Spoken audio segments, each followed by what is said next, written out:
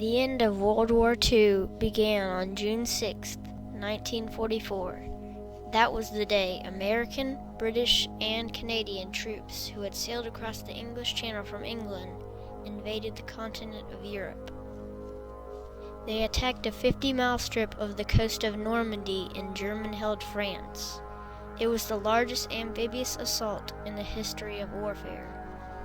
Dwight D. Eisenhower was the supreme commander of the Allied troops.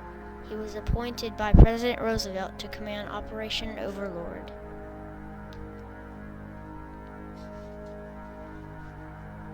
It was important for the Allies to deceive the Germans as to where and when they would attack, while keeping their real plans a secret. Operation Fortitude was created, and General Eisenhower gave strict orders that anyone who broke the rules of secrecy would be subject to harsh discipline. Engineers and technicians constructed rubber tanks and trucks and parked them all over the countryside of Calais, far away from Normandy. Camps were constructed and tents set up to look as though they were occupied by American troops. Loudspeakers played the recorded sounds of vehicles and tanks and camp activity so that it could be heard in the surrounding towns.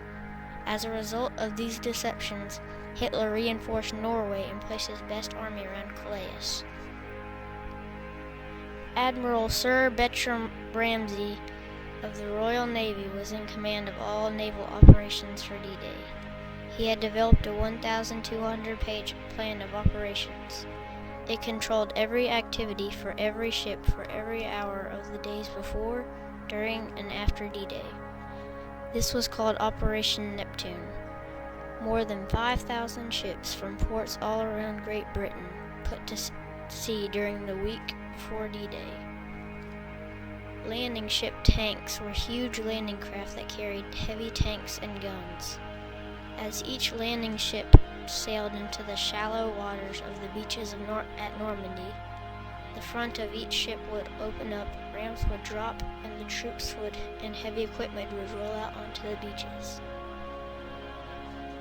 There were 5 landing beaches: Utah, Omaha, Gold, Juneau, and Sword. Each location had to be bombed from the air and bombarded from the sea just before the first landing craft hit the beach. As the landings took place on the 5 beaches of Normandy coast, the giant support fleet was close behind. Wave after wave of American, Canadian, and British troops struggled ashore under heavy German fire. As D-Day ended, around 150,000 troops had been landed. The Air Force also played a key role in the success of Operation Overlord. Shortly after midnight on June 6, 1944, U.S. and British airborne troops took off to land behind the German lines in Normandy. A British force landed gliders and paratroops behind the eastern end of the Normandy beaches. They destroyed bridges and knocked out key coastal German gun positions. Bad flying weather and high winds caused many paratroopers to land way off target, but most achieved their goals. At 3 a.m., German radar finally identified the approaching invasion fleet. All Nazi defenses in Normandy were alerted, and their giant guns opened fire. A number of minesweeper destroyers and landing craft were sunk or damaged. Then, massive firepower of the entire Allied fleet rained a huge amount of high explosives on the German defense positions. The Germans were hit hard by the heavy bombardment and failed to stop the Allied landings.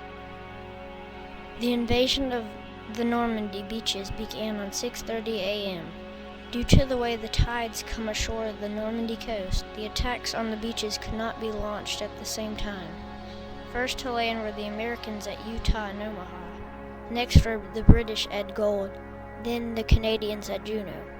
Finally, the British came ashore at Sword at 7:30 a.m. The Allies had succeeded in landing at 5 different locations and were advancing inland from all 5 beaches. But as darkness came on D-Day, German counterattacks were taking their toll, and the major targets had not been reached. Thousands of brave Allied soldiers and sailors had died, and thousands more were wounded. Around 150,000 troops had been landed successfully, and Operation Overlord was underway. As the sun rose on June 7, 1944, the Allies were securely dug in on all 5 beachheads. News of the victory spread like wildfire and was on headlines everywhere. It was even on the headlines of the Montgomery Advertiser. The Allies spent the remainder of June 1944 landing reinforcements and supplies and driving slowly inland. The Allies were fighting to expand their beachheads, and the Germans were fighting to stop them. I had the honor of speaking with L.C. Brannon, a D-Day survivor who is almost 95 years old. He lives in Andalusia, Alabama with his daughters. Brannon earned a Purple Heart along with many other medals of honor for his service. I thoroughly enjoyed listening to his stories from his time in the Army, especially on D-Day. While he was a scout, he was hit by a mine and had to spend 3 months in a hospital in England. He recalls his story of landing on Omaha Beach.